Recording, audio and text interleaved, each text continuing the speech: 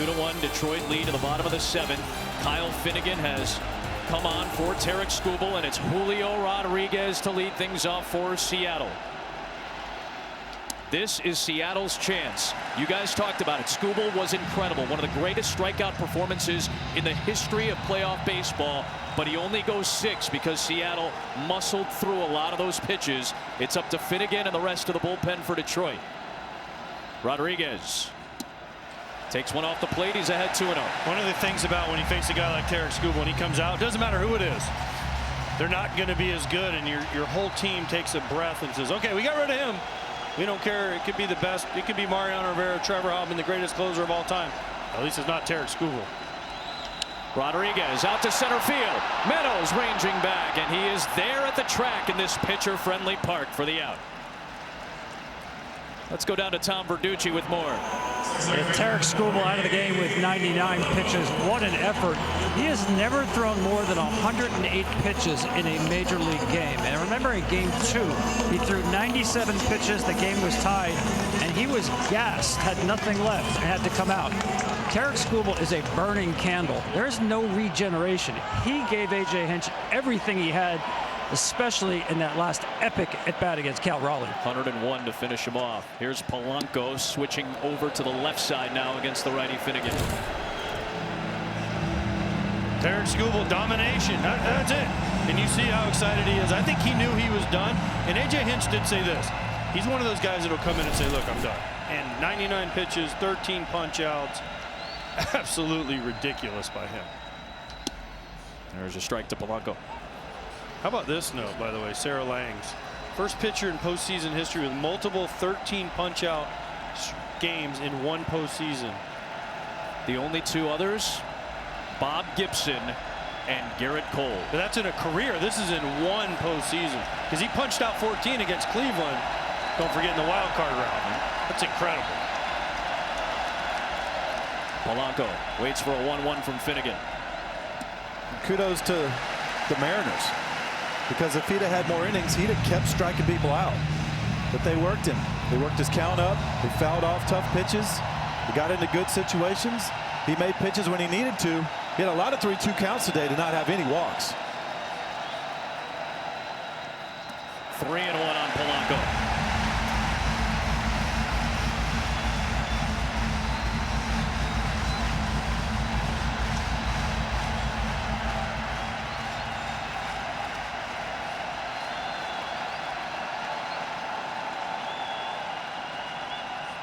Polanco fouls it back, and the count runs full.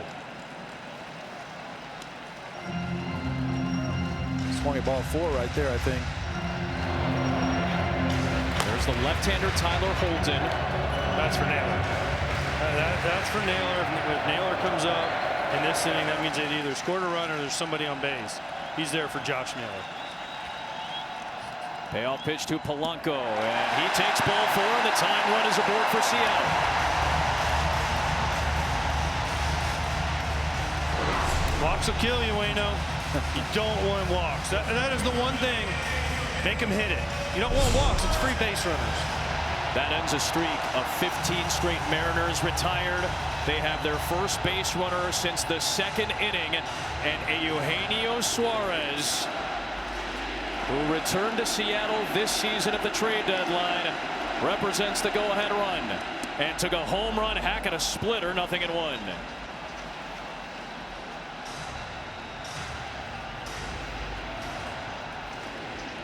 One interesting thing about these Tiger bullpen, they don't have a swing and miss bullpen. They don't get a ton of swing and miss. It's soft contact, splits.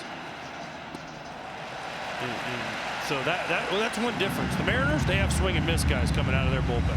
The Tigers do not.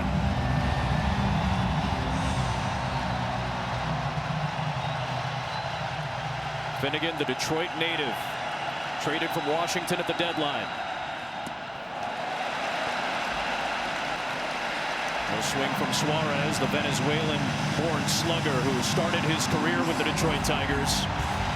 Grew up a huge Miguel Cabrera fan and then got to play with him in Detroit. Do you dare throw him a fastball here? You just keep going split, split, split, split, split. 2-1. And he throws him a splitter in the zone for a strike. But now you've showed it to him a lot. At some point, he's going to have to reset the trap unless he's going to get him to chase outside the zone. He cannot throw another split for a strike.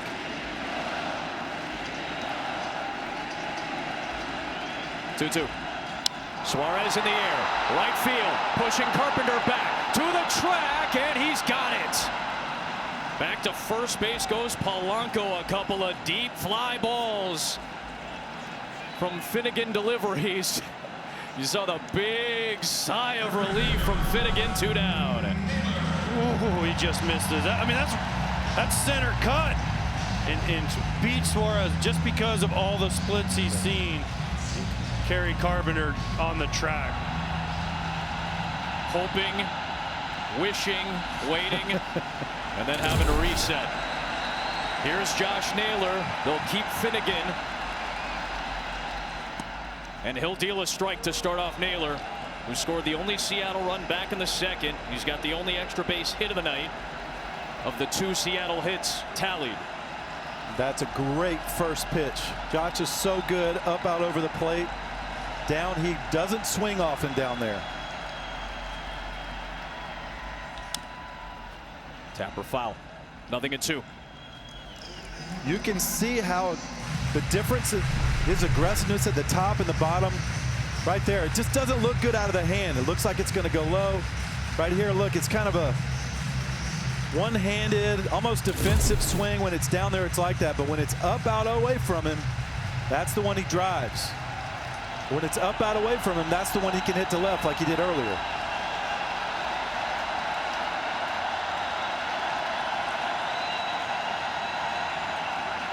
Two outs in the 7th. The 0-2 to Naylor.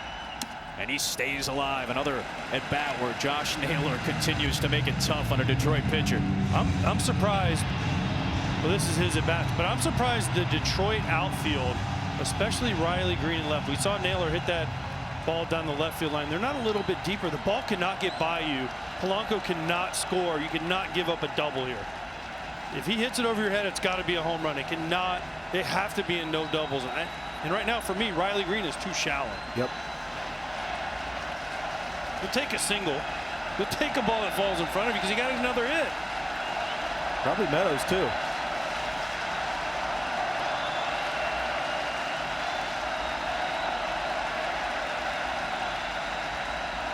Another 0-2 to Naylor. Through the right side, base hit. Polanco will stop at second base as Carpenter comes up throwing in. And the tying run is in scoring position as Naylor has his second hit of the night. And the Mariners have life against the Detroit bullpen here in the 7th.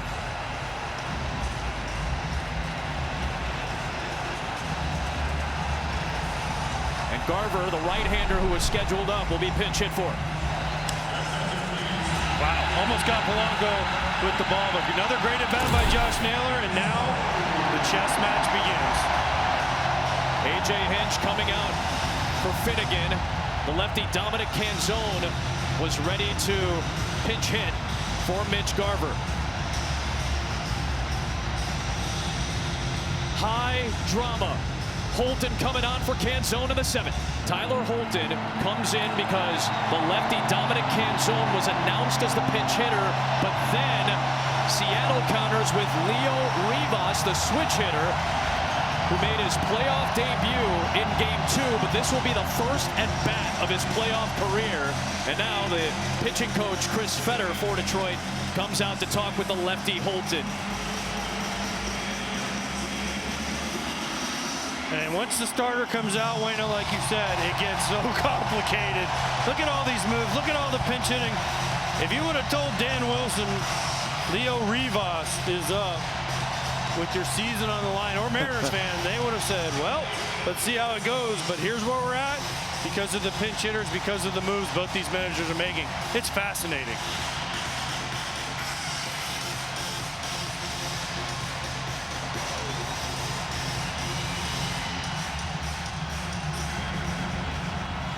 So here's Rivas, who hit his first 2 Major League home runs in September, including a walk-off.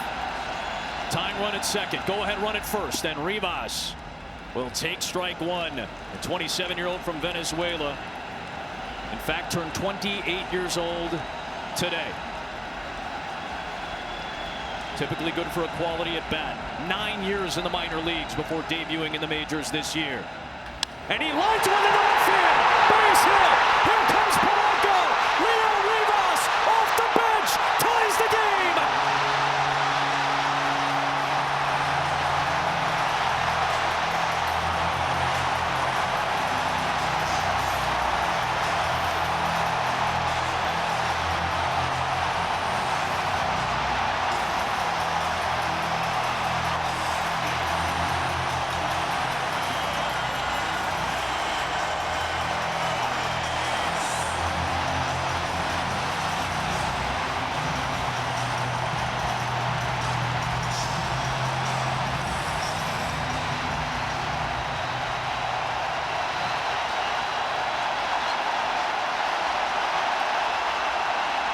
First pitch swinging Robles, bouncer to short, picked up by Baez. He'll get the out at second to finish the inning.